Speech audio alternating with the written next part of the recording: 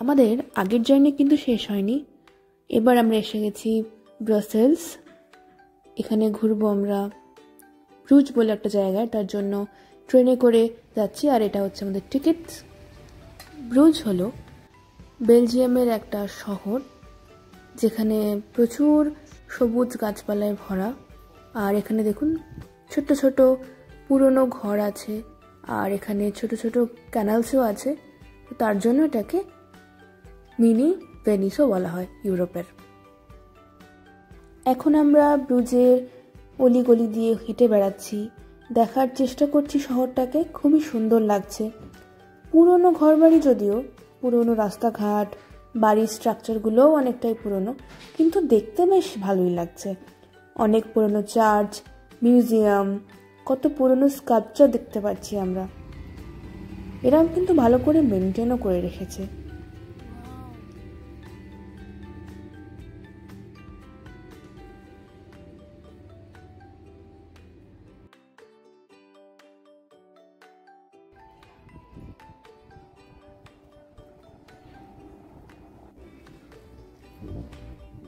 এটা হলো ব্রুজের tourist spot, যেখানে খাবার দাবার থেকে শুরু করে প্রচুর দোকান আছে। লোকজনও এখানে অনেক ঘুরে বেড়াচ্ছে। আর এই চার্চটি হলো এখানকার ফেমাস ক্যাথিড্রাল চার্চ।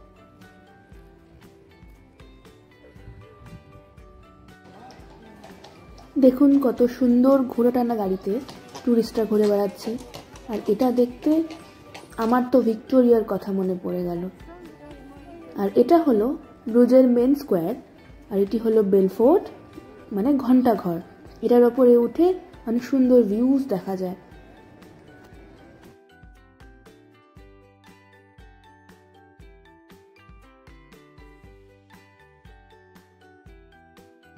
দিনটা বেশ ভালোই গরম ছিল, তাই একটু হাঁটার পরই বেশ হাঁপিয়ে উঠেছিলাম। তো আমরা তাই চলে এসেছি এই সবুজ জায়গাটার, যেখানে একটা কানাল আছে, তার পাশেই সবুজ গাছপালা দেখতে পাচ্ছেন। এখানে বসে আমরা একটু জিরিয়ে নিলাম।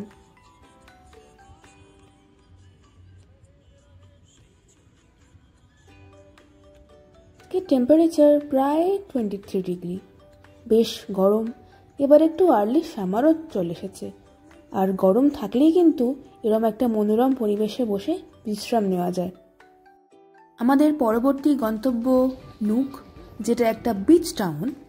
আজ এত সানি ডেতে আমরা কিন্তু বিচে আসার লোভ সামলাতে পারলাম না, তাই ব্রুজ থেকে বেরিয়ে এখানেই চলে এলাম। অনেক টুরিস্ট চলে এসেছে।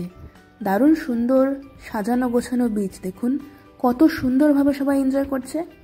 আর আমাদেরও অনেক দিন হয়ে গেল সমুদ্র দেখা হয়নি, তো তাই ভাবলাম অল্প সময়ের জন্য হলেও নুকে ঘুরে আসি।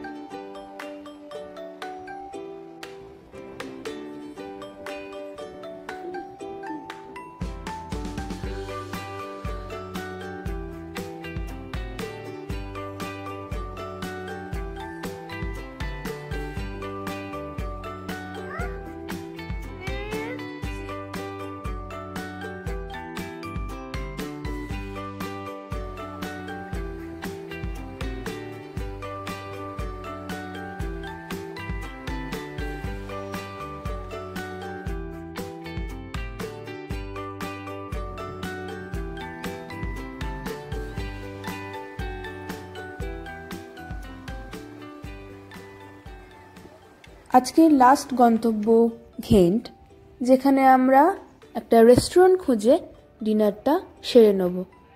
আর রেস্টুরেন্টটা খুঁজতে খুঁজতে একটু শহরটাও হেঁটে দেখে নেব। হাতে সময় খুবই কম, তা লাস্ট ট্রেন 10টায় ব্রাসেলসে ফেরার জন্যে, যেখানে আমাদের হোটেল আছে।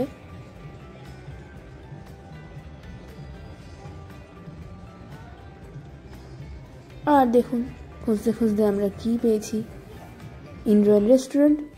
তো সেখানে আমরা খেয়েছিলাম মাশরুম ফ্রাইড রাইস, জিরা রাইস, চিকেন কারি আর পনির বাটার মশালা। খেতে কিন্তু ভীষণ ভালো ছিল। ডিনার করে বাইরে বেরোতেই বাইরে দেখলাম লোকজন open foods and drinks enjoy করছে। উইকেন্ড ছিল, সবাই সবার মতন করে এনজয় করছে এখানে। কিন্তু আমাদের সময় হাতে খুবই কম ছিল, আমাদের ফেরার ট্রেন ধরতে হতো, তাই জন্য আমরা ওখানে টাইম ওয়েস্ট না করে ফিরে চললাম। ঘেন শহরটা নাইট বিউটি খুবই সুন্দর বলা হয়। আমরা হাঁটতে হাঁটতে সেটাই উপভোগ করছিলাম। আমাদের ট্রাম এসে গেছে, এই ট্রাম ধরেই আমাদের স্টেশনে ফিরতে হবে, সেখান থেকে আমরা ব্রাসেলসের ট্রেন ধরব। আমরা ব্রাসেলস ফিরে গেছি। আজকের দিন মোটামুটি এখানেই আমরা শেষ করব। সকালের ব্রেকফাস্ট খেয়ে আমরা আমাদের শেষ দিন আজকে বেলজিয়ামে। এরপর আমরা ফিরে যাব আমাদের লাক্সেমবার্গে।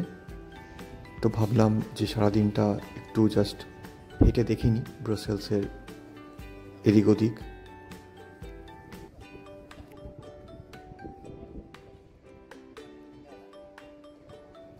এটা ব্রাসেলসের সিটি সেন্টার। অন্যান্য ইউরোপিয়ান সিটির মতনই পুরনো স্কাল্পচার বিল্ডিং দিয়ে সাজানো। এইটা ব্রাসেলসের মেইন স্কোয়ার। দেখে বোঝাই যাচ্ছে সবকটাই পুরনো বিল্ডিং বা হোটেলকে রেনোভেট করে শুরু করা হয়েছে পুরনো বিল্ডিংয়ে, বা কোনো অফিসিয়াল বিল্ডিংও হতে পারে। বাট দেখতে চমৎকার লাগে, যেরকম সুন্দরভাবে এখানে সব কিছুকে মেনটেন আর প্রিজার্ভ করা হয় হিস্টোরিক্যাল বিল্ডিংগুলোকে।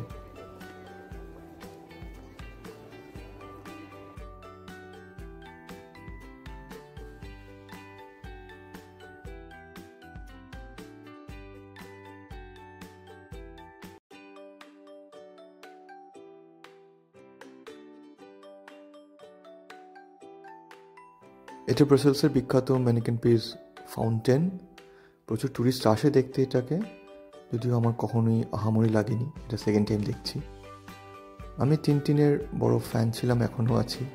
তো বরাবরই টিনটিনের ছোটোবেলায় বইগুলো পড়তে খুব ভালো লাগতো, তাই এই মিউজিয়ামটি দেখার লোভ সামলাতে পারলাম না। সুন্দর মিউজিয়ামটি, টিনটিনের সব বই আর মিনিচার্স দিয়ে সাজানো, দেখতে বড়ই ভালো লাগছে। টিনটিনের সৃষ্টিকর্তা হার্জ। আর একটু সময় কাটালাম এই মিউজিয়ামটায় ছোটবেলা মনে করতে করতে।